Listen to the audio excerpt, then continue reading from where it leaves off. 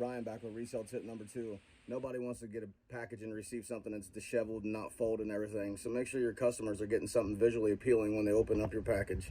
Ta-da! So after you're nice and neat and folded with your box legend, I always take one of these. It's a 2.5 gallon Ziploc bag. I get mine at the Dollar Tree. They're 5 for $1, so 20 cents per product. Should fit right in just like this. And then you'll take the bag and leave a little bit of space open right here, and then you'll roll it up to get the excess air out.